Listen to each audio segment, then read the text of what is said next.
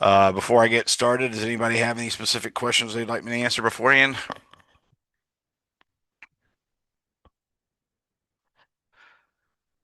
Okay, that looks pretty good. Well, I'm going to go ahead and start off. We're going to start off more or less where we left off last time.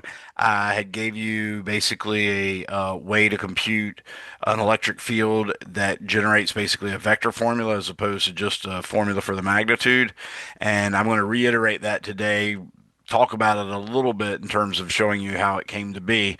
But before that, I wanted to give you a little bit more background and actually give you a little bit more of a way of understanding Coulomb's law because it turns out we'll have Coulomb's law for force, which was the thing I first introduced, then Coulomb's law for the electric field, which is what I finished last night doing, but then we'll have later a Coulomb's law for the voltage too. So, in order for you to understand that progression of how the force went to an electric field and then how the electric field resulted in a voltage, you're going to need to understand all that. So I thought I'd recap all that real quick just to get things started.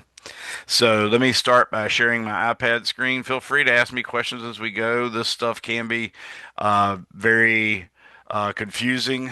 The important thing is that maybe you don't understand it right now, but after you work some of the extra credits, and I've got like 5 extra credits, or at least 4 right now for Chapter 21, and I definitely recommend you doing the last 2 or 3, if not all of them. Okay, so let's start off. This is Coulomb's law for the electric force. It just says the force is equal to K, Q1, Q2 over R squared, which, I don't like using the K, even though that can be very convenient. I'd prefer to use the epsilon zero value, which is called the permittivity of free space. In which case the F is equal to Q1, Q2 over 4 pi epsilon naught. That's the permittivity of free space times r squared also in the denominator, where K is 8.988 times 10 to the ninth Newton meter squared per Coulomb squared, and the permittivity of free space, epsilon zero, is 8.854 times 10 to the negative 12th. Notice the units are coulombs per Newton meter squared. We'll later find out that the electric field actually has units instead of newtons per coulomb, which is what we've been working with. They'll also turn out to be that's equivalent to volts per meter. So when that happens, we can also reevaluate these units of Newton meters squared per Coulomb squared and Coulomb squared per Newton meter squared. We can reevaluate those in terms of volts and meters later. The big thing is to realize that Q1 and Q2 are point charges, and I put a little dagger up there as a footnote, if you will, and I'm going to talk about that footnote in a second. But in other words, there's a formula for point charges, but it actually also works for spherical charge distributions. So if I had one of them, Q1, say, being a point particle, and the other one, Q2, being a spherical distribution of charge, that could be like a sphere that has a uniform charge over its whole surface, then it's going to behave just like a point charge located at the center of that sphere. Similarly, if you had 2 of them, it'd be just the center of charge of the 2 spherical distributions. That would be the relevant positions that we're talking about there. So just keep that in mind. Now, moving on, if the 2 charges have the same sign, then the Coulomb force will be repulsive. If the 2 charges have opposite signs, that's OPPO. I don't know how I got an I in there for my word opposite, but that's clearly not right. Actually, I know. I think I do know. I think it's where I've been writing in Latin and I've been using the word oppidum, which is the Latin word for town.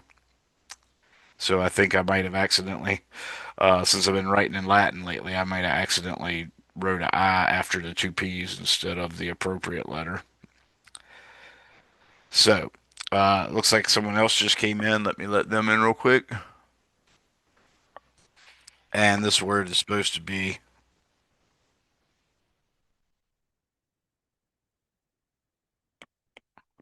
opposite. Okay. Signs. Then the electric force is attractive. Here's the footnote, or actually, that's not a footnote. Finally, the force will be parallel to a line that connects the center of charge of the 2 charges, Q1 and Q2. So that's how we define the direction of the electric force, which is also called the Coulomb force. That's why you'll see me call it like I did in if the two charges have the same sign, I call it the Coulomb force. But in the case where I said if two charges have opposite signs, I called it the electric force. That's just me getting you used to the terminology. And then here's the footnote. If Q1 and Q2 can also be one or two spherical charge distributions because they act, this is supposed to be they, act like point charges located at their centers of the spherical charge distributions. So we can do that, and that was basically because what Newton showed us with his law of gravity, which has the exact same form as this law of Coulomb. So whatever techniques he applied to it should be valid to whatever techniques to use the same. Excuse me. It should be valid in this context. Let's put it that way. All right, so I've gotten that. Now I want to investigate this just a little bit further so you'll have a better idea about what I was talking about as far as the electric field goes. So I'm going to the next page and I say, here's an instructive example. Consider the force between Q1 equals negative 1.113 nanocoulombs and the origin, and the charge Q2 equals 1.000 millicoulombs. That is 3.000 centimeters away from Q1 and at the position x comma y equals 0 comma 3.000 centimeters. So what I did was go ahead and calculate the magnitude of that Coulomb force. As you can see, this is the formula K Q1 Q2 over R squared. So I used all that. But when I did the math, I first multiplied this number times this number and then divided by this number squared. When I did that, that gave me this number. And notice the units came out in newtons per coulomb, but I still had to multiply by the other charge, the Q2. So I do that, and then I got 11.115 newtons is the actual force. The reason why I separated that out is that's actually what we're doing when we decide to assume that there's not force acting at a distance, but instead there's an electric field. So if we look at this force equation, we see the only thing that the Q2 contributes to this is this little factor of 1.000 times 10 to the negative third coulombs, which happens to be the same as this one right here. So if I excluded using that part, I would get a result that is in newtons per coulomb, and this is in fact the E field. So this is the electric field. Notice the only difference is we use the same formula, except instead of having K Q1 Q2 over R squared, I just have K Q1 over R squared. So that's part of what I'm showing you. The other thing I want you to realize is that the electric field points in the direction that a positive test charge would point. So if we wanted to figure out what that electric field was, we know already the magnitude of that electric field is 1.115. 1.1115 times 10 to the fourth newtons per coulomb. And if we were to calculate it as a result of this charge Q1 at this location right here, then the electric field would point down, and that would be E uh, for the electric field. Now, its magnitude would just be 1.1115 times 10 to the fourth. But the force, if we decided to put it in, then that would be 11.115 newtons. And that is what I drew here with the purple vector. Okay. So I just wanted to show you another way of looking at that Coulomb's law, specifically as a force law. F equals K Q1 Q2 over R squared, or F equals Q1 Q2 over 4 pi epsilon not R squared. That's the force. But if I just left out one of those charges, then I'd be computing the electric field caused by the other charge. So that was the whole point of that. Not only that, in seeing this, you realize, wait a second, I started with a formula that had Q1 and Q2, and the position of Q1 and the position of Q2 is what allowed me to figure out what the vector would be parallel to. It was the line connecting those two. So when I introduce a electric field equation, which let me write down real quickly what that would be over here. So the electric field would be either K, Q. Well, actually, since I did it with Q1, I'm going to do K Q1 over R squared, which is also equal to Q1 over 4 pi epsilon naught r squared. So since I only have one charge there, I can't find another dot. I need two dots to form a line. So what we do is we remember that not only are we calculating an electric field, which has a magnitude and a direction, but we're calculating it at a particular point. So the trick is the line that connects the center of charge for Q1 and the point at which we wish to know the electric field, that is the line that the electric field will be parallel to. So if we're calculating the electric field, which is 1.1115 times 10 to the fourth newtons per coulomb, then what we're meaning by that is we're calculating the electric field at this point. But since I didn't specify, it could also be at this point, which is also 6 centimeters away, or at this point, which is also, I said six, I meant 3 centimeters away, but it could also be here, it could also be here, it could also be here, so on and so forth. But in all those cases, the electric field direction would be parallel to that line. So that line being, in this case, from this line to here, so it'd be parallel to this line. If we're talking about here, which is also 3 centimeters away, it'd be parallel to that line. If we're talking about here, which is also 3 centimeters away, it'd be parallel to that line. If it was here, it'd be 3 centimeters away, but that it would be parallel to that line, and down here it'd be parallel to that line. So that's the big trick of using Coulomb's law for the electric field. You've got to imagine a line going from either the particle that's causing the electric field or the center of charge of the charge that's causing the electric field. You've got to draw a line from there to the point at which you wish to calculate the electric field. And then you're, depending on whether it be attractive or repulsive, you would make the vector parallel to that. Now, in this case, attractive or repulsive seems a little odd, but what I mean by that is you've got to figure out what Q1 is, the charge that actually created the electric field, which in our case was negative, and then you got to figure out what's the direction of the electric field at the point in space. Well, at this point in space right here, uh, the way we imagine what direction it would be is we know it's going to be somewhere along this line. It's going to be parallel to this line. That leaves two choices. That leaves that direction or that direction, and that's it. Now, the way we tell which one it is we imagine a positive point charge right here. Well, that happens to be what we already had was a positive point charge, and we knew that as a positive point charge, since the Q was negative, it would be an attractive force because the positive charge is attractive to a negative charge. Therefore, a particle put at this point up here would be compelled to move in this direction because this charge is negative. So that's how we got the electric field direction. And we could write that further, but just by saying something along these lines.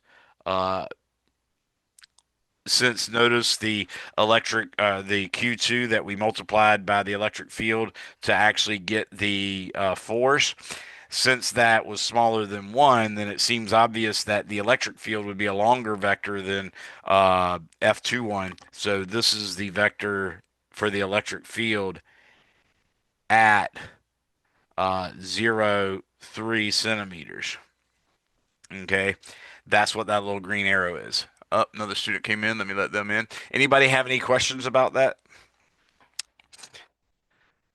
Okay, so this is very much getting you started on the, I think I made the sixth example. It's either the sixth or the fifth example in this week's module. So go ahead and check that out. These extra credits are pretty quick and short, but they're sort of the bare minimum for you to understand how to use the formulas I'm giving you. So you definitely, I highly advise you to do it. And you do get extra credit points for it. So. All right, now that we're done with that, I'm going to remind you exactly what the vector formula for the electric field is. So if we imagine, and these words that I'm saying are way more important than the drawings and stuff that I'm doing right now, I need you to understand and listen to the words. So I'm going to draw an arbitrary coordinate system.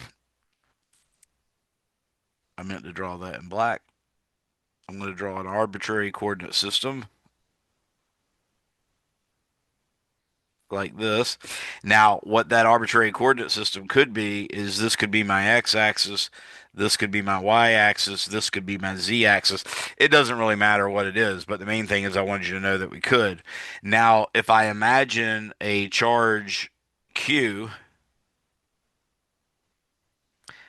I should do that. I will do that one in red.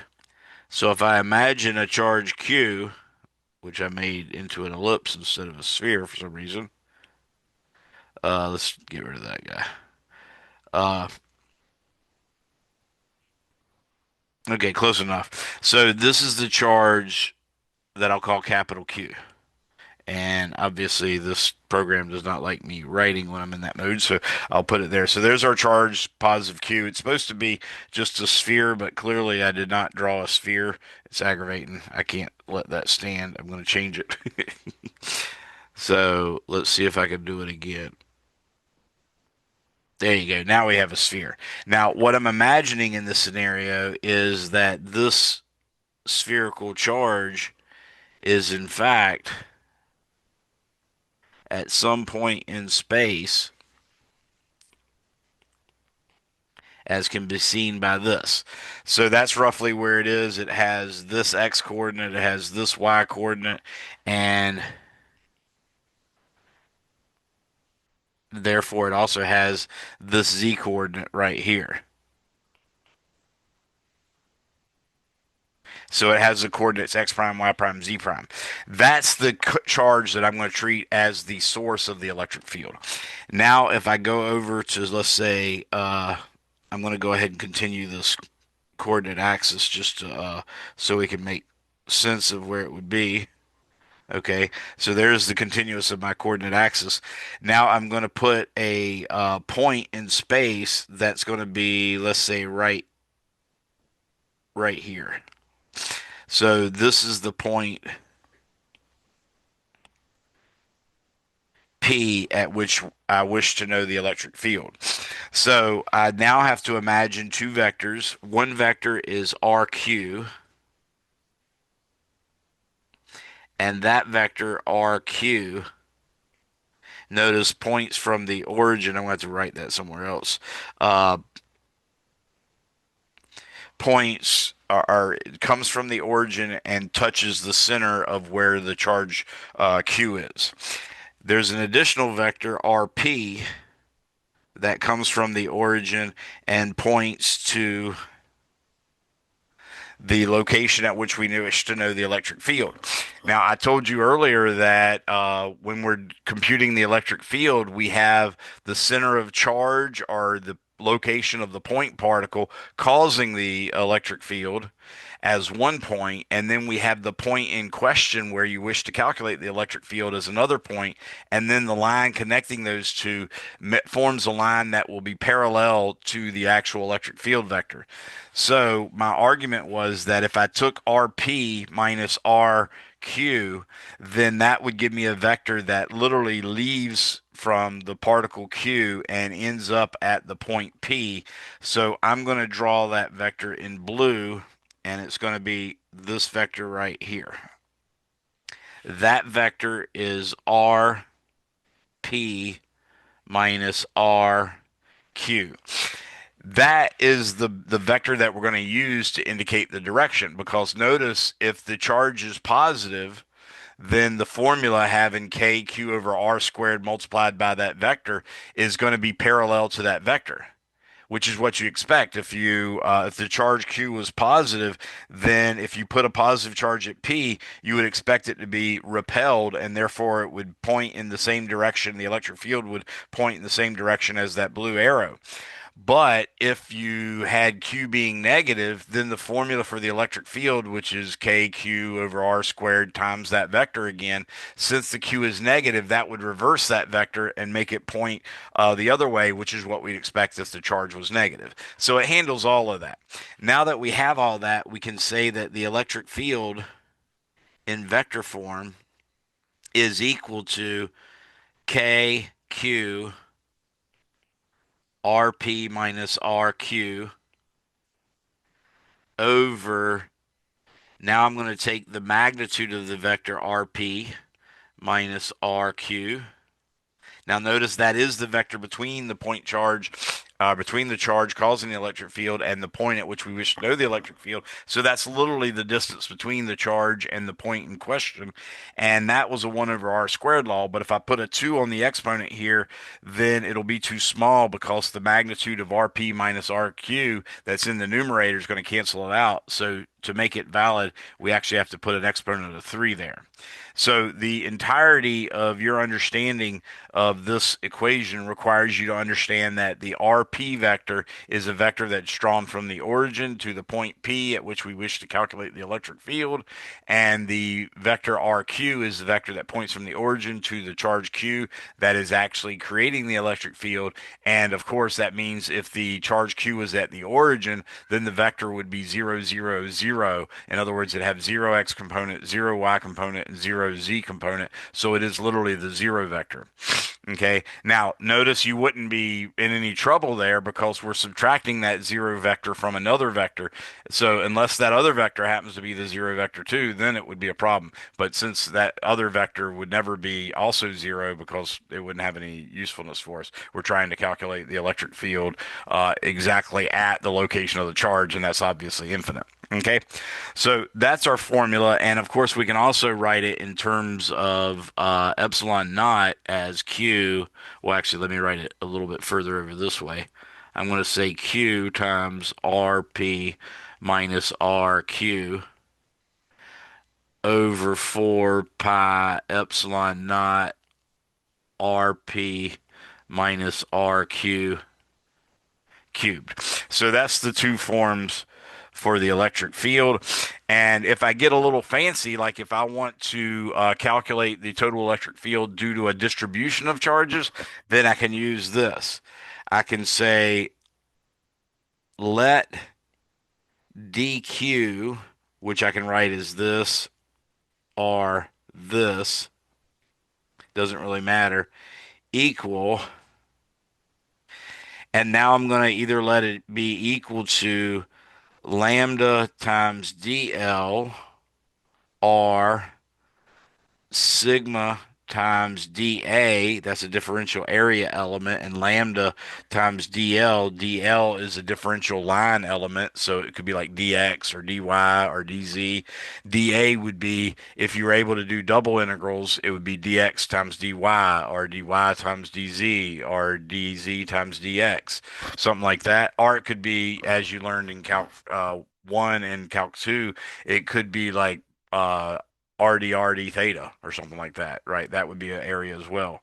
Uh, or finally, it could be rho dV, where rho is the charge density, and that means in coulombs per cubic meter, and dV is a differential volume element, which if you're doing triple integrals, it could be dx times dy times dz. Okay, so just to clarify what these quantities are, these are called charge densities. Densities. And they're just like mass densities we did before was rho dV. Of course, density is rho, and that's equal to mass divided by volume. So these are charge densities. So their units aren't kilograms per cubic meter. Their units would be like coulombs per cubic meter or coulombs per meter. So specifically, the dimension of lambda is coulombs per meter. The dimension or unit of sigma is coulombs per square meter, and the units for rho is coulombs per cubic meter. So that's what you're supposed to understand. And if it's what we call uniformly distributed charge, that means either the sigma, the lambda, or the rho are just a constant. Okay, so that's one way we can interpret that. Now, with that in mind, I can say that dE is equal to dq over 4 pi epsilon naught rp minus r. Notice I'm writing this as dq now instead of rq, and that's just because I'm now treating a differential charge element, and then I still have the rp minus r dq, as the vector in the numerator. So that's the formula that we're going to use. But in order to use it, I have to have these things as well. So keep that in mind. Now, there's some other examples, and you need to go over all of them, even though I didn't work all of them. They're kind of trivial now. For instance, I did the one where you had two particles on the x-axis and then a third particle up at the top. Speaking of which, I reversed. I think I misread my y-axis and my z and my x-axis numbers. I think I read the x-axis for the y and I read the y-axis for the x. So I ended up getting 25 degrees in my last example last time when it should have been the 65 degrees that the book found. It wasn't, I interpreted it as the book had measured a different angle than I did, but actually it was my mistake that I had put in the 254 for the y component when that was the x component, and the 120 was for the x component, or was for the y component, but I had put that in as the x. So make sure y'all fix that. Uh, in light of that, you can now use this formula that I just went through over here, this one or this one, to go back and do that example 21-9. So that's one of the extra credits that I asked you to do. And again, that's something I highly recommend you do. So now let's go on to a charge distribution so I can show you how we actually do a robust calculation. So here's what I'm going to do. I am going to start off by drawing a coordinate system that really only needs to be in two dimensions.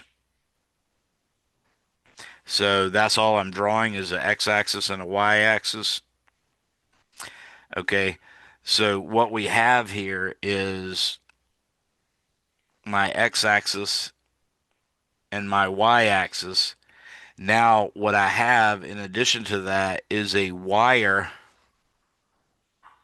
whose it's a wire that lies along the y-axis, so that literally the symmetry axis of the wire is the y-axis.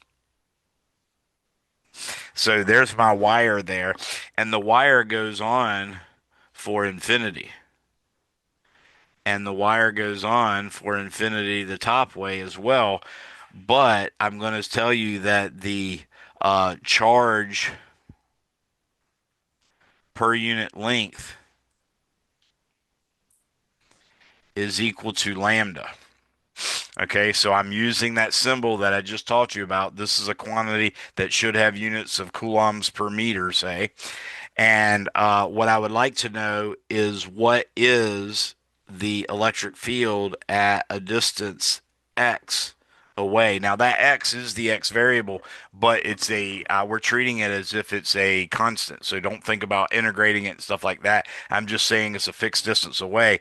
And from the symmetry of this, you can see that I could rotate about the y-axis by any finite angle or any infinite angle even, and I'd still get sort of the same drawing. It would still be a distance x away, even if now that lied on the x-axis or the y-axis or the negative x-axis or the negative y-axis.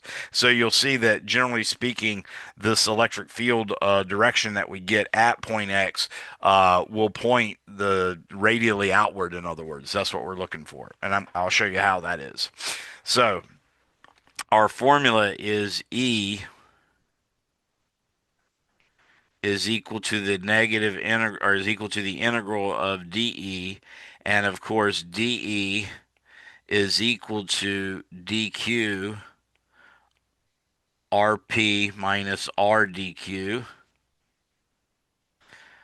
over 4 pi epsilon naught RP minus RdQ cubed. So I've got to figure out what all those vectors are to make any sense of it.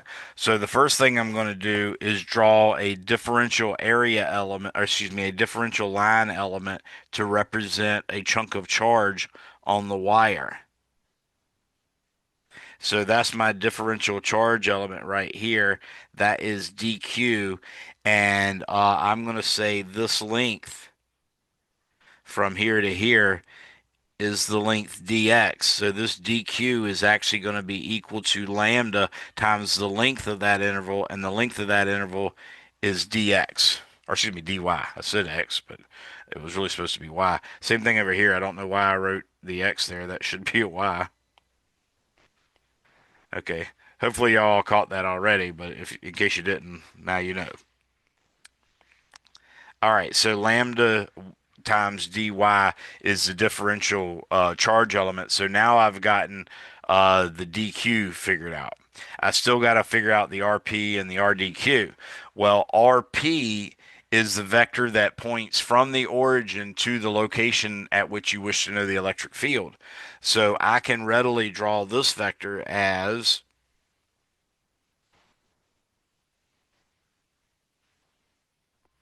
this vector right here is the rp vector.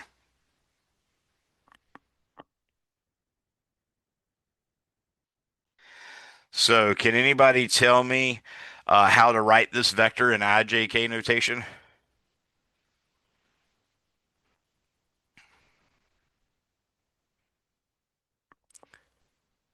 Anyone?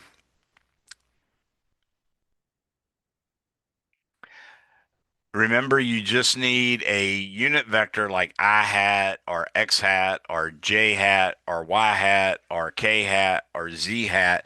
That multiplied by the magnitude of the vector will give you the whole vector. If the vector is, parallel to the X axis, the Y axis, or the Z axis.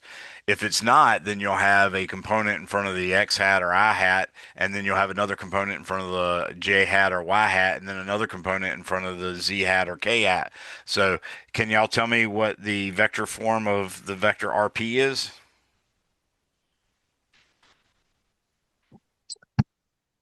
Wouldn't it just be RPI hat? Because the magnitude only points in the x direction. Yes, very close. You just missed that the magnitude was actually x. So, but yeah, you're absolutely right. You're getting the main point, which is more important, and therefore it's just x times I hat. Does that make sense to everyone? And that was what you were meaning, right? Roughly. Just about, yeah. I'm just referring to it just as magnitude, not the function itself. Oh, gotcha. Yeah, so we actually need the full vector, so we need the I hat on there, or you could also use X hat in place of I hat. That's fine as well. Now, the vector that is RDQ, that's the vector that points from the origin to the location of the charge element, the DQ. So this vector right here is RDQ. Can anybody tell me what the vector RDQ is? Just like we did with the RP one? Notice that vector is along a very specific axis and a distance from the origin up to a point on that axis would be called the y coordinate, and therefore its distance or its length would be y. Now, can anybody tell me what RDQ would be? It's really supposed to be this easy. If it seems easy, that's right.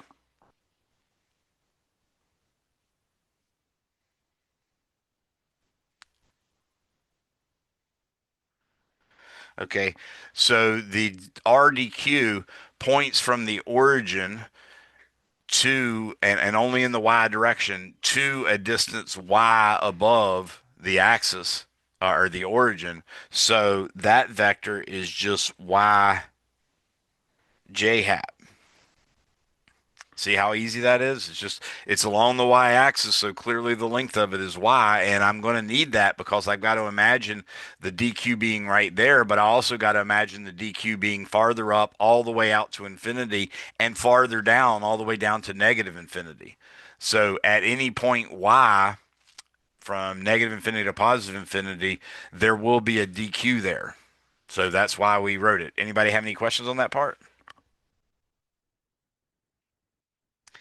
Now what we need to compute is RP minus RDQ, and that is even easier than you might have imagined. It is just X I hat minus Y J hat like that. Now you can see what that vector is because it's supposed to be RP plus the opposite of RDQ. So you can see that the actual vector, I'm going to draw this one in purple now, is this guy.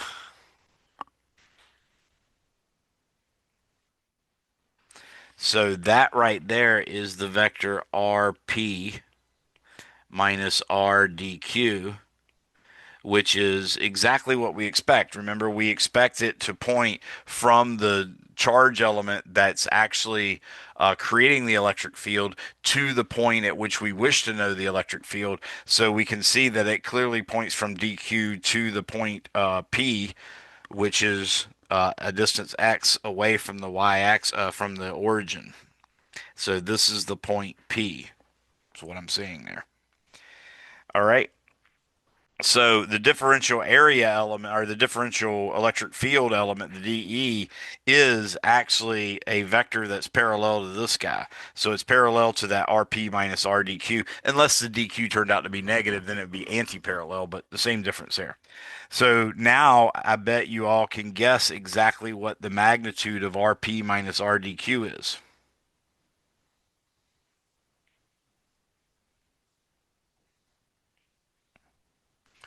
Anybody have a guess as to what that magnitude is? It's just the length of that purple vector.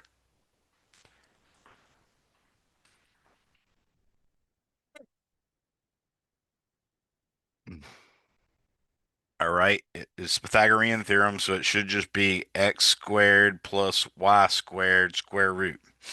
So now I can go ahead and write out my electric field and start calculating it. E is equal to the integral of dE, and that's going to be equal to, I'm going to go ahead and replace the dq with lambda times dy, and that lambda is a constant. It's uniformly distributed. That's the premise of this problem is, hey, I've got a uniformly distributed charge along the y-axis, along a wire that lays along the y-axis, and that charge per unit area is a constant called lambda.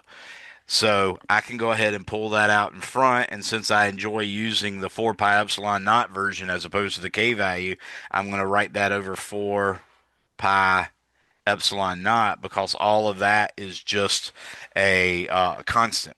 So now what I have taken care of is part of dq and the 4 pi epsilon naught.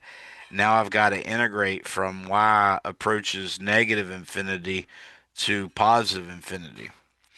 Now, what's left of the dq is just dy, and then I've got to multiply that by rp minus rdy, or dq.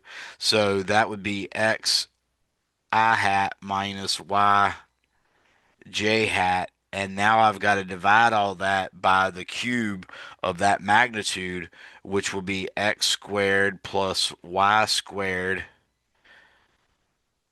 to the 3 halves power. It's the half power because it's a square root, and then it's cubed because it's the magnitude supposed to be cubed. So that's the integral. If you actually are given a problem like this on one of our tests and you get this much of the integral right, then you're probably going to get around 90%, if not more, than 90% of the credit for that one problem. The rest is just mathematics. Okay. Now, I could ask you right now, and you should know this. Do we expect the electric field to have a y component or a z component? Anyone?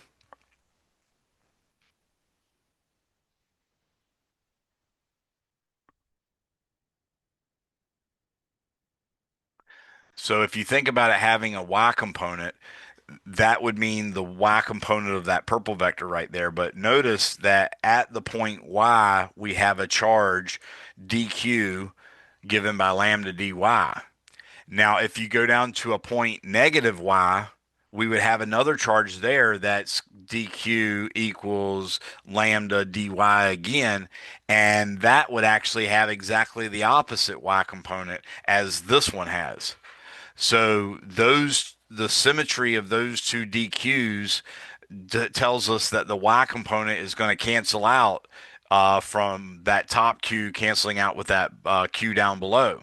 So when I have a DQ up at Y, that's going to create a negative Y component. And when I have a DQ down at negative Y, that's going to produce a positive Y component, and therefore those two are equal in magnitude and opposite in direction, so they add to give a zero. So I expect that by the symmetry of it, there should be no y component, period.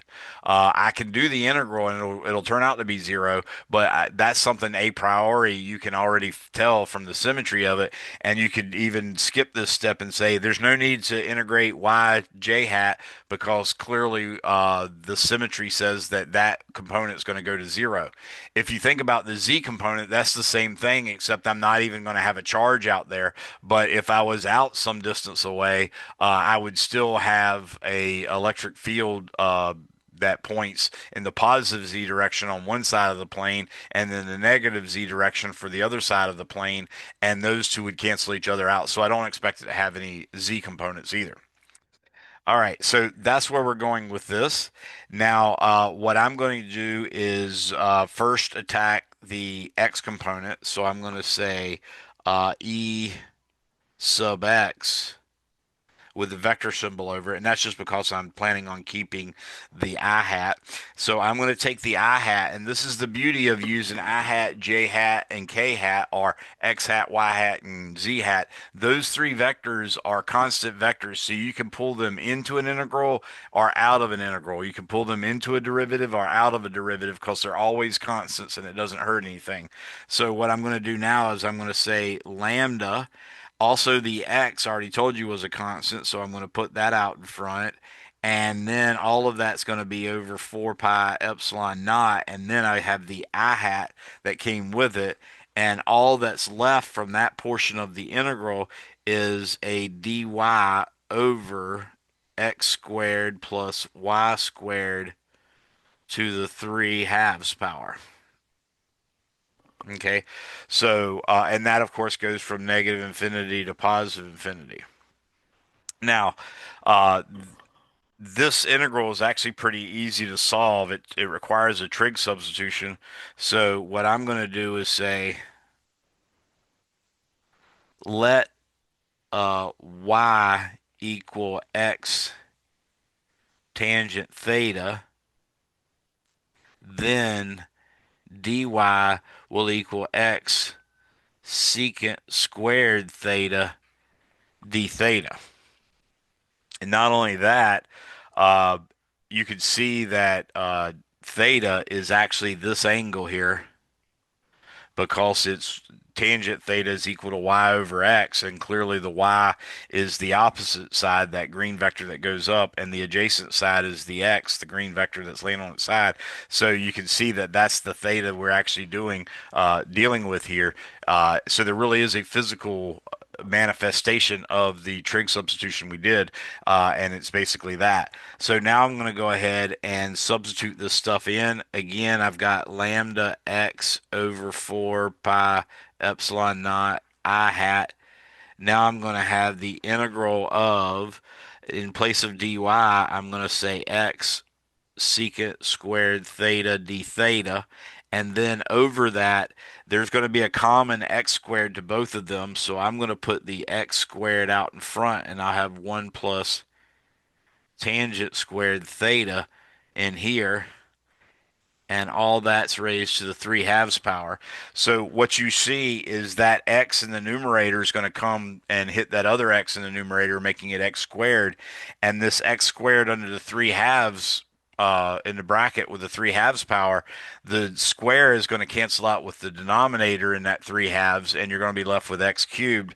So now I have lambda x squared over 4 pi epsilon naught x cubed times I hat times the integral of, now we've got secant squared theta over 1 plus tangent squared is secant squared. That's the whole purpose of using this trig identity.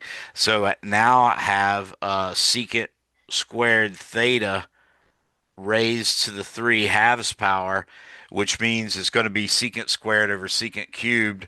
That just means it's a secant in the bottom, which is the same thing as a cosine in the top. So now I can realize that this is going to be lambda. Notice the x squared on the top canceled out all of the exponents of x cubed on the bottom, leaving just the 1. So now I've got lambda over 4 pi epsilon naught x times I hat. and that's times the integral of cosine theta d theta. Now, if you look and remember that that theta is as it's drawn on the diagram, if you actually imagine that theta getting larger and larger to try to see, look along that green vector up at the part of the wire that's affecting your electric field. If you tried to look at the top of the wire, you would actually have to turn that angle to pi over 2, other words, 90 degrees. And in fact, if you'd like to look at the bottom of the wire, you'd have to turn that angle to negative pi over 2, in other words, negative 90 degrees. So that's my range of integration. Not only that, the fact that cosine is an even function, which means the cosine of x is equal to the cosine of negative x. So we could just, instead of integrating from negative pi over 2 to pi over 2, we could just multiply it by 2 and only integrate from 0 to pi over 2. That would be acceptable as well. I'm just going to go brute force and do it. We're just going to say this is negative pi over 2, and this is 2 pi over 2. So since the derivative of sine is cosine, that means the integral of cosine is sine. So I finally get to calculate that we have lambda over 4 pi epsilon naught x I hat times the sine of pi over 2 minus the sine of negative pi over 2. And of course, the sine of pi over 2 is 1, and the sine of negative pi over 2 is negative 1. 1 minus negative 1 is positive 2. So my final answer for this part is lambda over 2 pi epsilon naught x I hat is equal to E sub x vector. Now I can go ahead and calculate the y component as well, or you could just look at it from a symmetry standpoint and realize that I'm integrating from y equals negative infinity to positive infinity, and the e, I'll go ahead and write it in red because we're going to get rid of it anyways. So ey would be what's left. I'm going to have a negative lambda. The y I can't pull out in front because that's actually one of the variables we're integrating. So I have to leave it as negative lambda, the negative because of this sign right here. And then I still have 4 pi epsilon naught. And now I'm going to pull the j hat out in front. So there's my j hat vector. And all I have now left in the integral is the integral of y dy over x squared plus y squared to the 3 halves. So you can tell the argument of this integral is odd. In other words, if I replace y with negative y, the numerator becomes negative y and the denominator becomes the exact same thing. So it's literally the opposite of what it was when y was positive. And that means an integration of an odd function over a symmetric range gives you 0. So that's as far as we need to go. You just write down by symmetry, the range of integration is symmetric and the integrand is anti-symmetric or odd, therefore the integral 0, and you'd be finished. But just to show you what I'm going to do is I'm going to uh, let's let u equal y squared implies du is equal to 2y dy. So now when I integrate this, I can say it's going to be negative lambda over 8 because I needed a 2 up there. So I'm going to multiply by 2 in the bottom and multiply by 2 in the top. So there's my 2 in the bottom for the 8. Now I'm going to integrate, because I put that 2 in the bottom, I now have 2y dy on top, and that's just du.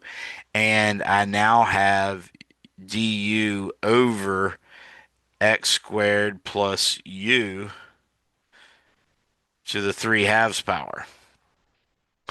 So you can tell again with this case that we're going to be able to get a different value, but it's not obvious that it's 0. That can come out. But since I made the substitution, u equals y squared, then I can make another substitution and say let x squared plus u equal w. So I can say w equals x squared plus u implies dw is equal to just du.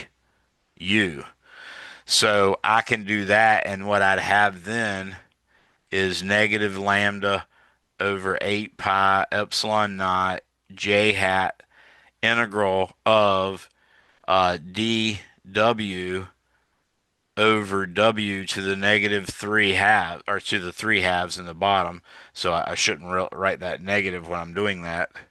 So I'll just pull it out right here. Actually, let's do it a different way. I'm going to go ahead and make this, and this is why I said the negative to begin with. I'm going to make this equal to uh, w to the negative 3 halves dw. The integral of w to the negative 3 halves is negative, uh, well, I have to take 2 halves and add it to negative 3 halves. So that'd be 2 halves minus 3 halves would be negative 1 half. So I'm going to divide by negative 1 half, which is the same thing as multiplying by negative 2.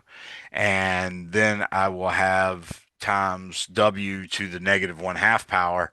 And then I'd evaluate that integral, and that would go to 0 as well.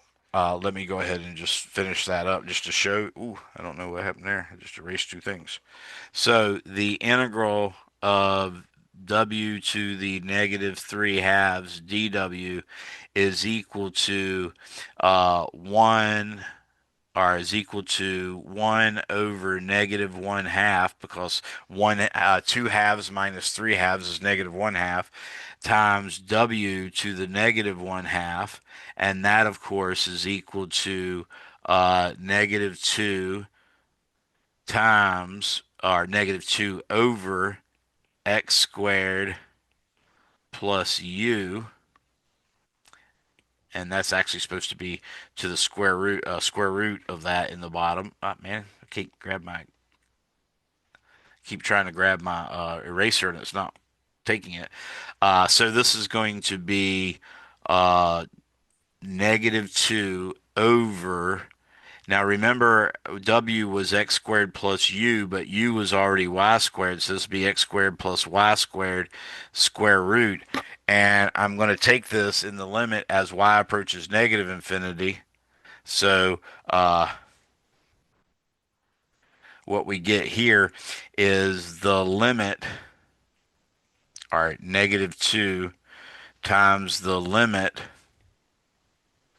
as y approaches infinity of 1 over the square root x squared plus y squared minus the limit as y approaches negative infinity of 1 over the square root of x squared plus y squared. And you can see that as y approaches infinity, it completely outpaces the x, and it just becomes basically x squared plus y squared is essentially y squared, and you end up getting 1 over y, and taking the limit as y approaches infinity, you get 0 minus 0. So the result is negative 2 times 0 minus 0, which equals 0.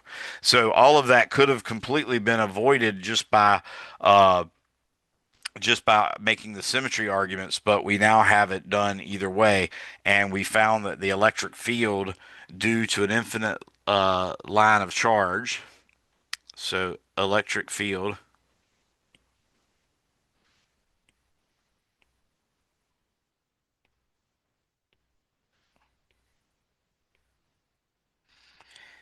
whoa, E is equal to lambda over 2 pi epsilon naught x, pointing in the I hat direction, but really it's just points radially outward. Because, like I said, if I turn that system by, let's say, 10 degrees about the y-axis, it would still point straight out, even though the x-axis isn't there. So between the x-axis and the negative y-axis is going to point radially outward. Between the negative y-axis and the negative x-axis is going to point radially outward. Between the negative x-axis and the positive y-axis is going to point radially outward, and so on and so forth. So we could even go further and just call it the radial r hat direction. So we could say E is equal to lambda r hat, and I'll put a sub p for polar. That r vector is radially outward for spherical coordinates, and that means if the point is above the xy plane, then it has a z component that's positive. If it's below the xy plane, it has a z component that's negative. I don't want it to have any z components, so I use the polar version of r hat, which just points radially outward in the xy plane, and the answer is 2 pi epsilon naught times x. So that was one of the worst integrals that you'd have to do in this course. Okay, but it's pretty straightforward. Now, what I'm going to do is I'm going to show you another problem, but this time the problem is going to be a little more complicated and, in some sense, a little easier. I am going to calculate the electric field due to a loop of charge that has been oriented in space. So I'm going to draw my coordinate system again.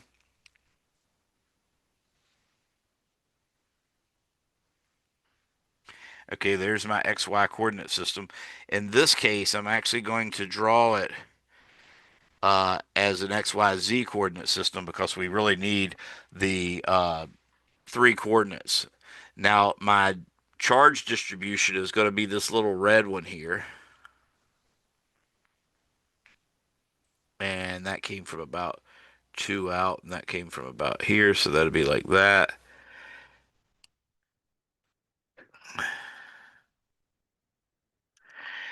So that was supposed to be a loop. It sort of looked like a loop, but all heck broke loose somewhere in here. Maybe that would look a little better.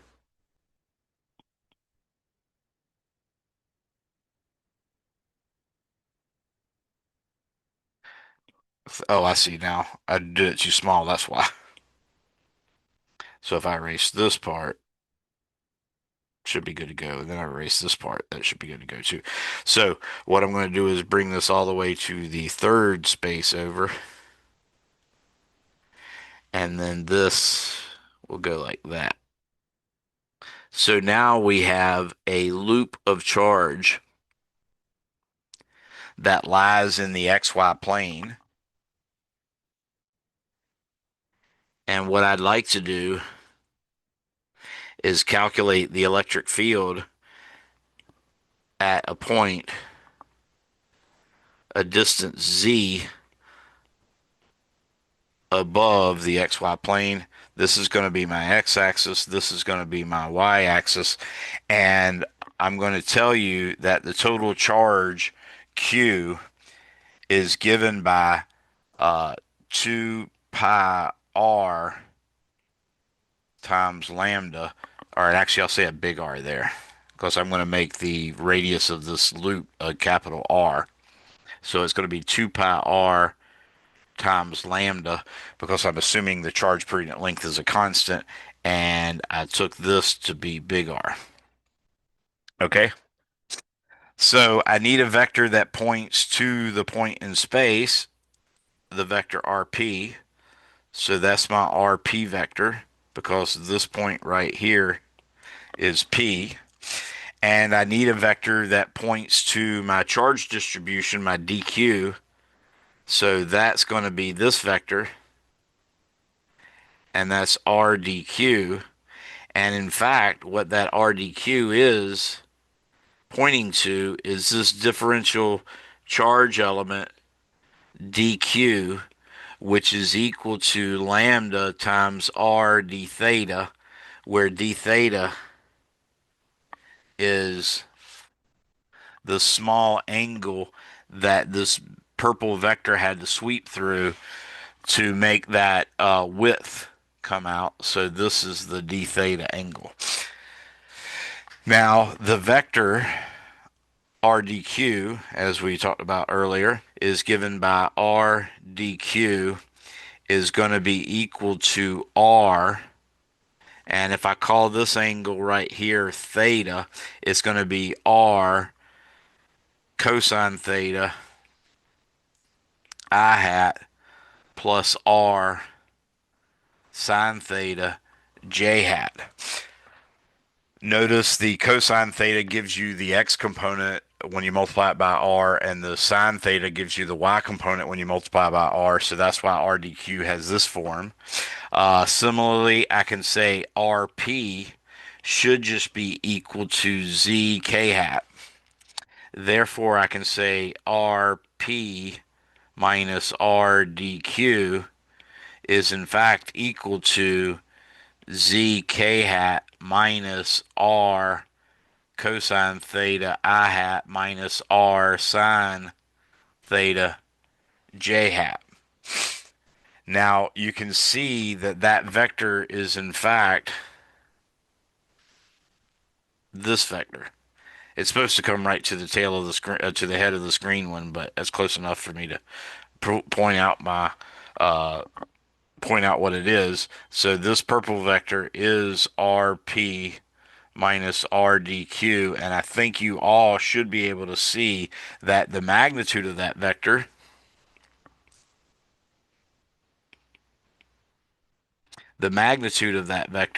is in fact just equal to r squared plus z squared, square root. Okay.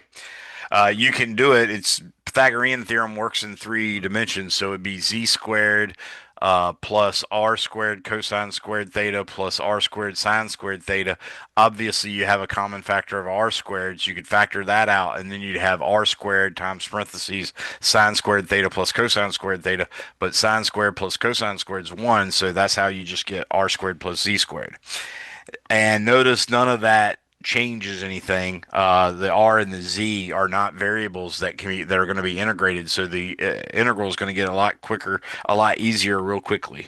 So e, which is equal to the integral of dE, is equal to the integral. I already said dq was going to be lambda r d theta, so I've got lambda times r times d theta. Now I've got to multiply it by the vector z k hat minus r cosine theta I hat minus r sine theta j hat. And all of that will be divided by the cube of the length, and that would be r squared plus z squared to the 3 halves power, none of which is going to be integrated. So I can now bring all that extra junk out in front. I've got a lambda r on top. I've got a 4 pi epsilon naught, which I forgot down here, a 4 pi epsilon naught, and a r squared plus z squared to the 3 halves power in the bottom. And all I'm left with within the integral now is d theta times z k hat. And now I've got another integral, which would be minus integral r cosine theta I hat, oh, cosine theta d theta I hat minus the integral r sine theta d theta j hat. Now, you're going to integrate this from theta equals 0 to 2 pi, theta equals 0 to 2 pi, theta equals 0 to 2 pi. I think you can tell that the integral of cosine from 0 to 2 pi is 0 because it has that half of a positive loop till it gets to the 0. Then it's got double that below it, and then it's got half of a positive group of the next thing. So those two positives add up to give you exactly the same area under the curve as the negative area that you find under the curve, therefore in between it and the axis. Therefore the total integral is 0. So we know that this integral and this integral are 0, and we're ready to do the rest. That's pretty straightforward. I'm going to say lambda r k hat over 4 pi epsilon naught Oops, I don't want square root. I want r squared plus z squared to the 3 halves times, now I'm going to go ahead and put in the z, actually, yeah, the z, because that's not an integral either. And I just have the integral d theta from theta equals 0 to 2 pi. So you ultimately get lambda times 2 pi times r times z times k hat over 4 pi epsilon naught r squared plus z squared to the 3 halves power. Now the 2 pi r lambda, that is Q. That's the total charge the thing has. So I'm just going to use that. And finally, that gives me the electric field at a point above the center of the hoop of wire is actually equal to QZ over 4 pi epsilon naught r squared plus z squared to the 3 halves power, all of that in the k hat direction, and that's the answer. Okay. Any questions on that one?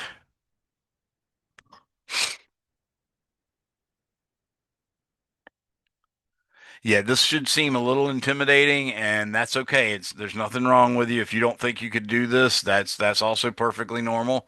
But what you need to do is take and watch this video a couple times, or look at some more of them on my YouTube channel. I've done these examples 1,000 times. You can look over them, and then once you feel a little bit confident, try to attack that infinitely long line of charge. You might even change the ante a little bit by, instead of just doing an infinitely long charge, maybe you go from a distance of 3 meters down up to 4 meters up, and that's the whole length of the thing. You could calculate it then, and it'd actually be a more of a definite integral, and it would actually come out kind of neater. But that's a neat problem you can try, and there will be a extra credit associated with that too. So the beautiful thing about this is I can now use this result, which is the electric field due to a loop or a hoop of charge. I can use that to find out what the electric field is due to a whole circular plate of charge. So that's what I'm going to do with this next example. So let me again draw a coordinate system.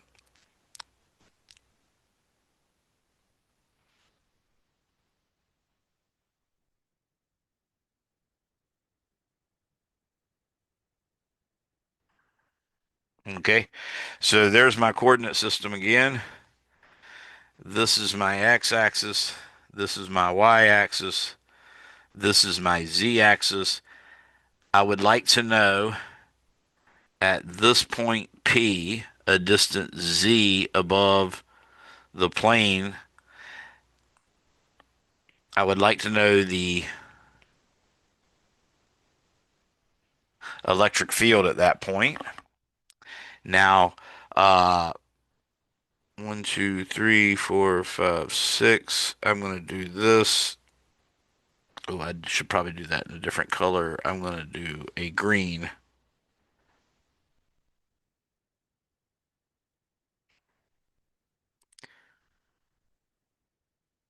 Okay, so that's part of my loop of, or my plate of wire, if you will.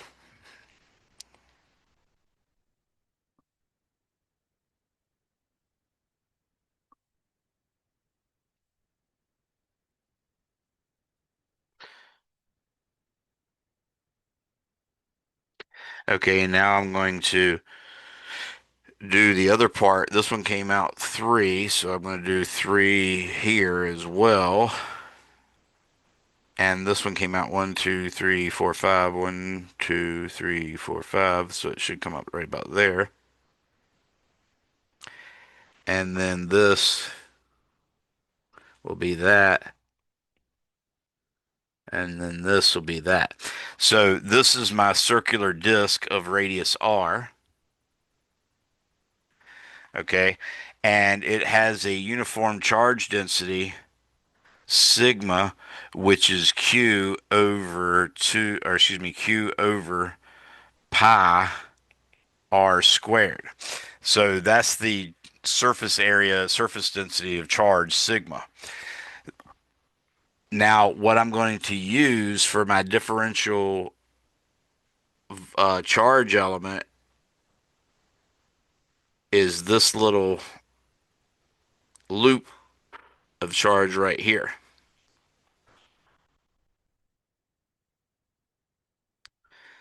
Okay. And that little loop of charge is dq, and it's equal to 2 pi r dr times sigma. Okay. Now, what we found was in the previous problem, we found that dE is equal to z dq over 4 pi epsilon naught r squared plus z squared for a hoop of radius r. In this case, we're doing a hoop of radius little r, and we're going to imagine that r going from 0 to big R. So now I can say the electric field E is equal to the integral of dE, which equals the integral of Z. And now in place of dq, I'm going to say 2 pi r sigma dr, all of that over 4 pi epsilon naught r squared plus z squared to the excuse me, to the, that was to the 3 halves, wasn't it? Yeah, to the 3 halves. I just left off the 3 half on this one. So I'm integrating those individual chunks. Notice the 2 pi RDR is the area of basically that 2 pi R distance around the inside edge. And then I'm pretending the width is only DR. So I'm imagining if I cut this purple shape radially, it would lay out and make a perfect rectangle. It's really not. It's actually going to have edges at the end that aren't perpendicular, and therefore it's a little bit off. But it turns out that that error is of the order of dr squared or higher, so it doesn't matter. We can use it. Now, with that in mind, we are actually only integrating with respect to r, so I can pull all the sigmas and the z's and the pi's out in front, and I get 2 pi z sigma over 4 pi epsilon naught integral of r dr over z squared plus r squared to the 3 halves, and I'm integrating from r equals 0 to big R. Now, in this case, I'm going to say let z squared plus, let's let u equal,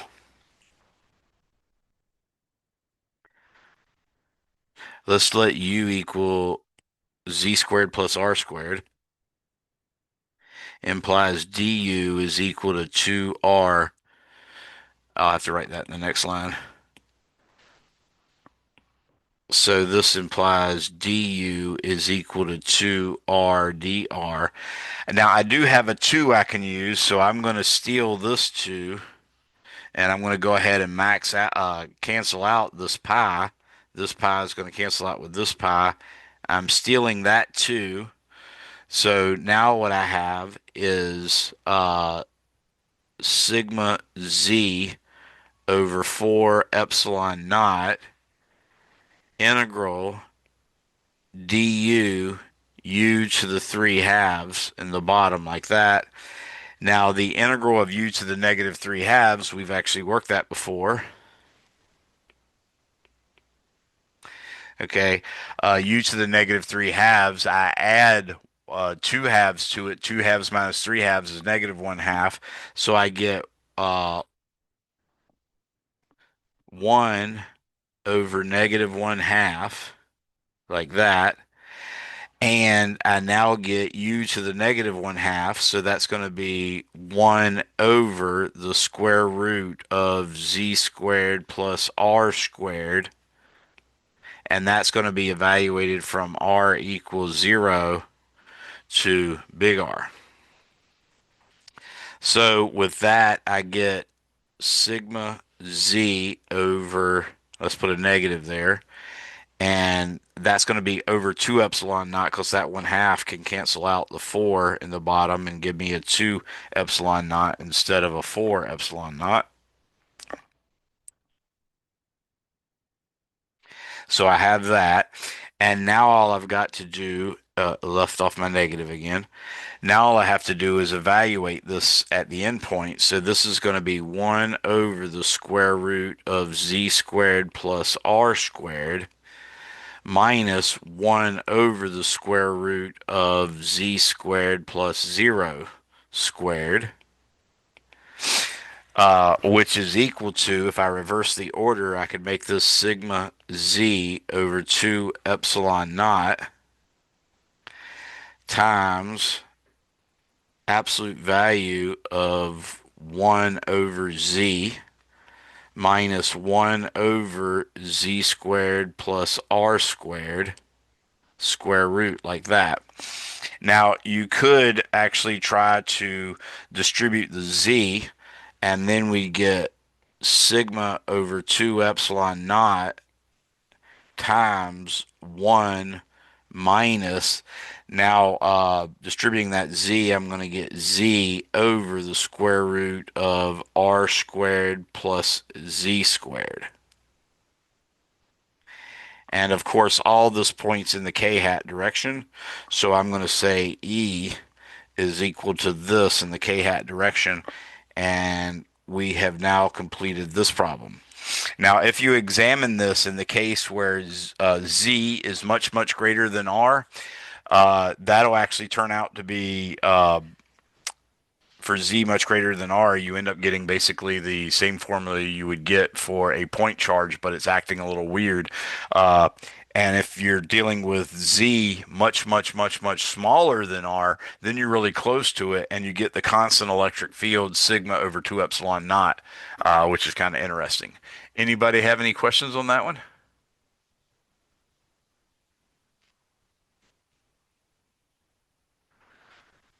So this is exactly the result your book got from example 2113. And you can check that, and he explains the infinite plane. The only thing I have left to show you, your book does a derivation of this, but I want to point it out to you because we need to know how to use it. And that is specifically, we have something called an electric dipole. An electric dipole is this.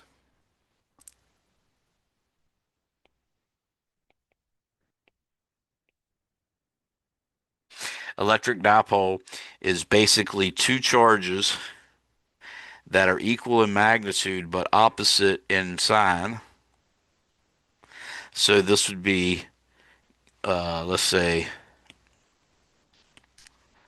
this one would be Q and this one would be negative Q. And you know that if you actually put a particle in here between these two, the positive particle will be compelled to go to the right, and the negative particle would be compelled to go to the left. And that means the electric field associated with this points this direction from left to right.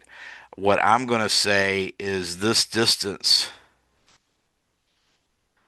from here to here is a distance d, and I am going to imagine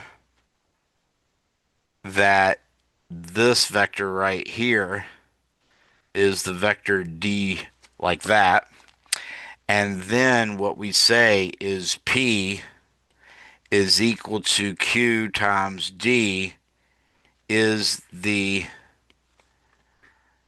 electric, and I put that electric there because later we'll learn about a magnetic dipole, but this is the electric dipole moment.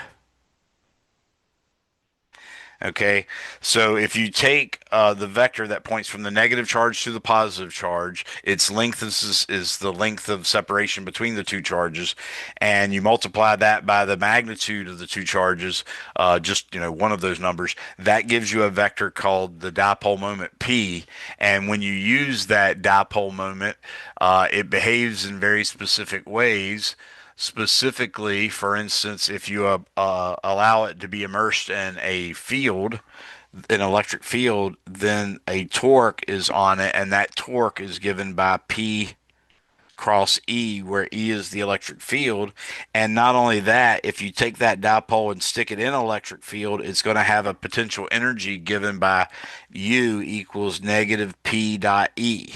Now, you can look at my derivations. I've done this before on my previous videos. So you just look for electric dipole calculations and just do a search for dipole or electric dipole preferably, and you'll see my derivations and you also see how to use these. So that's it. We've actually finished chapter 21. Obviously, we can still take questions next time, but you guys are free to go. I kept you about 35 seconds late, so you guys are free to go. I'll wait for the last person to leave, and I'll wait for anybody that might have questions. Thanks for coming, everyone.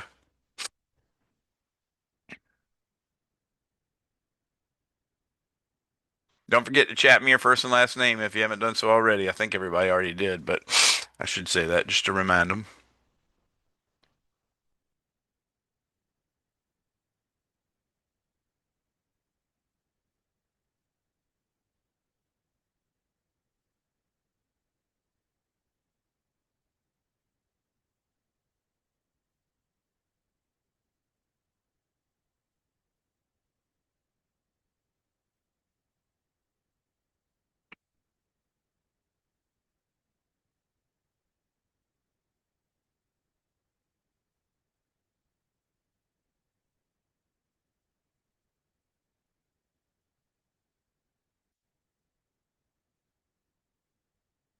Nathan, do you have any questions? Get ready to log out. Otherwise, it's like they're not here. So stop sharing.